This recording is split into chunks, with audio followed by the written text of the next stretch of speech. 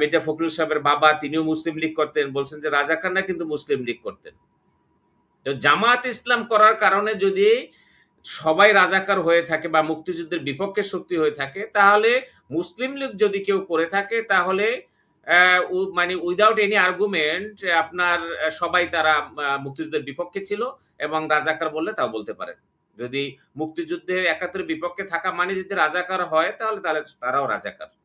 সেই হিসাবে মানে হবু রাষ্ট্রপতি মির্জা ফখরুল সাহেব তিনিও রাজাকারের সন্তান। জামাত ইসলামের ৭১ সালের যুদ্ধের ভূমিকা নতুন করে এখন আর বলার কি আছে? এটা আমার স্পষ্ট ক্লিয়ার। জামাত নিজেও কখনো বলে নাই তারা মুক্তিযুদ্ধ করেছে কিংবা মুক্তিযুদ্ধের বা স্বাধীন চেয়েছে বাংলাদেশ বা বাংলাদেশ পাকিস্তানের বিভাজন চেয়েছে। আ এটা তারা কখনো বলে নাই। সুতরাং তাদের ভূমিকা নিয়ে এটা নিয়ে নতুন করে বলার কিছু নেই। প্রশ্ন হলো যে ৭১ আমরা দেখি নাই। ৭১ আমরা দেখি নাই কিন্তু আমরা তো ২৪ দেখেছি। জামাত ইসলামের ভূমিকাটা আ ৭১ এর ব্যাপারে হলো ইতিহাস আমরা শুনি। আর ২৪ হলো নিজেদের স্বচক্ষে দেখছি। যদিও ৭১ সাল নিয়ে যতটা আলোচনা হয় ৭১ থেকে ৭৪ সাল বা ৭৫ এই ৪ বছরের এখন আলোচনা হয় না বাংলাদেশে। এটা বাংলাদেশে এই ইতিহাসে কোথাও আলোচনাও হয় না, পড়ানোও হয় না, বই পুস্তকেও কোনো আলোচনা নেই যে ৭১ থেকে ৭৪ কিভাবে বাংলাদেশ চলছে। ৭২ থেকে ৭৪ ৩ বছর। এটা নিয়ে আলোচনা হয় না। তো যাই হোক শুধুই ৭১ নিয়ে হয়। ৭১ সালে জামাত ইসলামের আমরা জানি যে তাদের সদস্য সংখ্যা ছিল মাত্র ৩০০ জন। সুতরাং এই তাদের ভূমিকা নিয়ে বরং ৭১ এ তো বিএনপিরও আসলে কোনো ভূমিকা নেই। কারণ ৭১ এ বিএনপির জন্ম হয় নাই। জিয়াউর রহমান ছিলেন ৭১ এ তার ভূমিকা আছে। কিন্তু বিএনপির দলগতভাবে ৭১ এ কোনো ভূমিকা নেই। এবং ৭১ সালে বিএনপির ও শুধুই তারা বলার জন্য বলে। যদি ৭১ সাল নিয়ে কিছু বলতেই চায় সেটা যে আওয়ামী লীগ বলতে পারে। কারণ তারা তখন বাংলাদেশের স্বাধীনতা যুদ্ধের সেই আন্দোলনের নেতৃত্ব দানকারী একটি দল। সুতরাং তাদের সেখানে ভূমিকা আছে। আর তখন ২য় সবচেয়ে বড় বৃহত্তম দল ছিল মুসলিম লীগ। সে মুসলিম লীগের যারা রাজনীতি করেছে তারা জামাত ইসলামের মতনই বা জামাত ইসলামের চেয়ে আরো বরং প্রকাশ্যে তারা সরাসরি বাংলাদেশে মুক্তিযুদ্ধের বিপক্ষে অবস্থান নিয়েছিল। সেই মুক্তিযুদ্ধে সেই মুসলিম লীগের ছিল চট্টগ্রামে সে ফজলুল কাদের চৌধুরী, এই যে এখন যে একটু আগে কাজী মনিরুজ্জামান বললেন বর্তমান যে রাষ্ট্রপতির প্রার্থী মির্জা ফখরুল সাহেবের বাবা তিনিও মুসলিম লীগ করতেন, বলছেন যে রাজাকাররা কিন্তু মুসলিম লীগ করতেন। তো জামাত ইসলাম করার কারণে যদি সবাই রাজাকার হয়ে থাকে বা মুক্তিযুদ্ধের বিপক্ষে শক্তি হয়ে থাকে তাহলে মুসলিম লীগ যদি কেউ করে থাকে তাহলে মানে উইদাউট এনি আর্গুমেন্ট আপনার সবাই তারা মুক্তিযুদ্ধের বিপক্ষে ছিল এবং রাজাকার বললে তাও বলতে পারেন। যদি মুক্তিযুদ্ধের ৭১ এর বিপক্ষে থাকা মানে যদি রাজাকার হয় তাহলে তারাও রাজাকার। সেই হিসাবে মানে হবু রাষ্ট্রপতি মির্জা ফখরুল সাহেব তিনিও রাজাকারের সন্তান নো ডাউট এবং এ ব্যাপারে কোনো যুক্তি তর্কের প্রয়োজনই নেই। স্পষ্ট দিনের মতো। বরং জামাত ইসলামকে দেখলাম যে এবার তারা যে মুক্তিযোদ্ধা, শুধু মুক্তিযোদ্ধা না উনি খেতাবধারী একজন মুক্তিযোদ্ধা। তাকে প্রার্থী করে রীতিমতো আসলে উনারা চমক দিয়েছেন। দেশে, বিদেশে, আন্তর্জাতিক মহলে সব জায়গায়। তারা একটা চমক দিয়েছেন যে জামাত ইসলাম এবার যাদেরকে বলা হতো মুক্তিযুদ্ধের বিপক্ষের শক্তি, সেই জামাত ইসলাম এবার মুক্তিযোদ্ধাকেই প্রার্থী দিয়েছে। বরং সেখানে বিএনপির যেমন আগে একসময় বিএনপির প্রধানমন্ত্রী ছিল একজন স্বাধীনতার বিপক্ষের লোক অর্থাৎ রাজাকার বলেন। আ তো এইবার আবার সেই বিএনপি আরেকজন রাজাকারের সন্তানকে বা মুক্তিযোদ্ধার বিপক্ষে অবস্থানকারী একজন ব্যক্তির সন্তানকে এবার প্রেসিডেন্ট বানাচ্ছে। তার মানে ইতিহাস ২ টাই রচিত করল বিএনপি। একবার প্রধানমন্ত্রী করে রাজাকার, আবার এবার প্রেসিডেন্ট করলেন।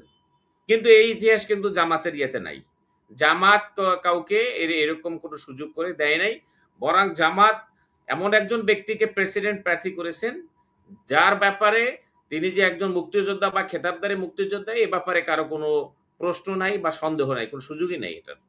কারণ উনি একজন খেতাবদারী মুক্তিযোদ্ধা এবং জিয়াউর রহমানের একেবারে ডে 1 থেকে তিনি একজন সহচর ছিলেন এবং ১ম সেই ২৫শে মার্চের রাতে যারা বিদ্রোহ করেছিলেন তার মধ্যে উনি ১ম।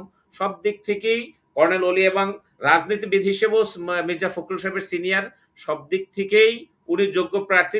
যদি আজকে কর্নেল ওলি বিএনপিতে থাকতেন তাহলে হয়তো উনি বিএনপির প্রার্থী হতেন, বিএনপি দলের প্রার্থী হতেন হলো কর্নেল অলি আহমেদ, তখন মির্জা ফখরুল চান্স পেতেন না, সুযোগ পেতেন না। কারণ মির্জা ফখরুলের চেয়ে সব দিক থেকেই কর্নেল অলি আহমেদ প্রার্থী হিসেবে ব্যক্তিগত, রাজনৈতিক, সব দিক থেকে উনি অ্যাডভান্স। এখন এইবার আসেন যে তারপরও জামাতের দোষ দিচ্ছে মানুষ, কারণ ওই যে জামাত ইসলাম যদি মুক্তিযুদ্ধের পক্ষেও থাকে তাও সমস্যা, বিপক্ষে থাকলে, কিন্তু অন্যরা, অন্য যে দুটি দল আছে বাংলাদেশ, বিশেষ করে বিএনপি সহ আওয়ামী লীগ, তারা তারা মুক্তিযুদ্ধের বিপক্ষে থাকুক, দেশের বিপক্ষে থাকুক, স্বৈরাচার হোক, ফেসিস্ট হোক, তো তারা মুক্তিযুদ্ধের চেতনার ব্যবসায়ী এবং চেতনার সপক্ষের শক্তি। একমাত্র জামাতই হলো মুক্তিযুদ্ধের বিপক্ষের শক্তি। জামাত ইসলামকে আমি অবশ্যই ধন্যবাদ জানাবো এই জন্য যে জামাত ইসলাম এই যে ৭০ অনুচ্ছেদ থাকার পরেও তারা একটা গণতন্ত্রের পরিবেশ সৃষ্টি করে দিয়েছেন। তাদের প্রার্থী হবেন না, তাদের প্রার্থী হতে পারবেন না, জিততে পারবেন না, বাট তারা একটা গণতন্ত্র প্র্যাকটিস ৩৫ বছর পর আবার একটা সুযোগ করে দিলেন যে এটা যেহেতু সংবিধানে আছে, এখানে নির্বাচনের সুযোগ আছে, প্রেসিডেন্ট প্রার্থী হওয়ার, সেই সুযোগটা করে দিয়েছেন। মানুষ এটা নিয়ে আলোচনা করছে, বুঝতে পারছে। আর যদি তা না করতো তাহলে এটা কোনো আলোচনাই হতো না। প্রশ্ন হলো যে এই ৭০ অনুচ্ছেদ তো আসলে এটা একটা বিতর্কিত অনুচ্ছেদ, কারণ এই ৭০ অনুচ্ছেদের এটা মানুষের স্বাধিকার পরিপন্থী, মানুষ এটা মত প্রকাশের পরিপন্থী। সংসদ সদস্যরা যদি মত প্রকাশ করতে না পারেন, সংসদ সদস্যরাই যদি স্বাধীনভাবে একজন রাষ্ট্রের প্রতিনিধি নির্বাচন করতে না পারেন, তাহলে আর সাধারণ মানুষের অবস্থান সেখানে কোথায়? তো তারা, আমি মনে করি মুক্তিযোদ্ধা প্রার্থী দিয়ে তারা মুক্তিযুদ্ধের এই যে ৭১-এর চেতনা ব্যবসায়ীদেরকে একটা বড় শিক্ষা দিয়েছে এবার, যে সবসময় তো মুক্তিযুদ্ধই ফার্স্ট, একবার প্রথম লাইনে রাখো, এইবার তো তোমরা এটারে ব্যাকফুটে রেখে দিলা, এটা নিয়ে এখন আর আলোচনা নাই কেন? আর দুই হলো, যদিও হেজে, আচ্ছা আরেকটা কথা বলি, নির্বাচন, এই কাজী মনিরুজ্জামান ভাই আপনি বলেন, আপনি তো নির্বাচনের লোক, একজন নির্বাচনমুখী মানুষ।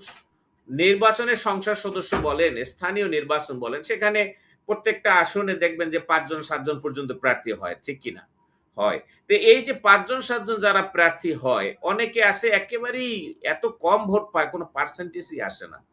এখন ওই যে তারা যে নির্বাচন করে, তারা তো জানে কিন্তু হতে পারবে না, তো তাহলে তারা নির্বাচন করে কেন?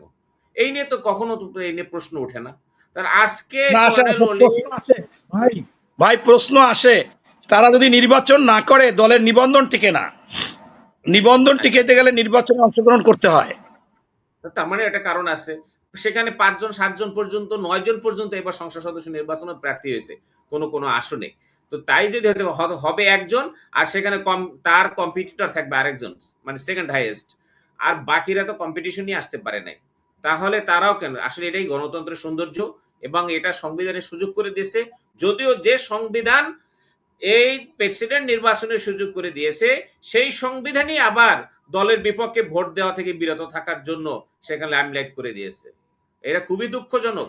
এই জন্য আমি বলেছি এই ৭০ অনুচ্ছেদ একটি বিতর্কিত, একটি অগণতান্ত্রিক এবং বৈষম্য এবং মানুষের মত প্রকাশ বিরোধী একটি সংবিধানের একটি বড় ধরনের একটি ধারা, একটা অনুচ্ছেদ। এটা অবশ্যই বিলুপ্ত হওয়া উচিত এবং সংস্কার বা সংশোধন হওয়া উচিত, কোনো সন্দেহ নাই। সুতরাং এইটা নিয়ে যে রিট হয়েছে, এই রিটটা খারিজ করে দেওয়া হয়েছে, এটা একদমই আমি মনে করি বিচার বিভাগ এই জিনিসটাকে আমলে নেওয়া উচিত ছিল এবং এটা নিয়ে আলোচনা করা উচিত ছিল, এবং এটা নিয়ে জনগণ মনে করেছিল যে না, এটা নিয়ে বোধহয় আলোচনা হবে আদালতে, কিন্তু সেই সুযোগটা ওনারা দিলেন না। এটা বিচার বিভাগের, আমি মনে করি তাদের সুবিবেচিত এটা মতামত ছিল না, তারা এটা নিয়ে আলোচনা করতে পারতেন। বা জানি না এখন আবার এটা রিট হবে কিনা, বা আবার হয়তো আজ না হোক কাল হোক হবে। এবং আমি মনে করি বাংলাদেশে এই ৭০ অনুচ্ছেদ ধারাও বাতিল হবে একদিন, কারণ এই ধারা রেখে কোনোদিন, আচ্ছা দলের শৃঙ্খলার জন্য এই ধারা রাখছে, ওখানে সংবিধান বলা হয়েছে ৭০ অনুচ্ছেদে দলের শৃঙ্খলার জন্য রাখছে। দলের শৃঙ্খলার জন্য সংবিধানে প্রেসিডেন্ট নির্বাচনে এই ধারাটা ঠিক রাখতে হবে, এটা কোনো কথা হলো? কোন যুক্তিতে? এটা কোনোভাবেই এটা আর্গুমেন্টের যুক্তিতে আসে না। দলীয় শৃঙ্খলা রাখার জন্য, দলের ভেতরে ইয়া করার জন্য গণতন্ত্র প্রতিষ্ঠা করতে হবে দলের ভিতরে। বাংলাদেশের প্রধান রাজনৈতিক দলগুলোর ভিতরে কোনো গণতন্ত্র নাই, একমাত্র জামাত ইসলাম ছাড়া, জামাত ইসলাম ছাড়া কোন সংগঠনের ভিতরে আপনার গণতন্ত্র নাই। সব দলে হলো নেতার ছেলে নেতা এবং পারিবারিক রাজনীতি চলে সেখানে, এবং তো ওই দলের চেয়ারম্যানের কোনো ভোট হয় না, ওই দলের সভাপতি পদে কোনো নির্বাচন হয় না।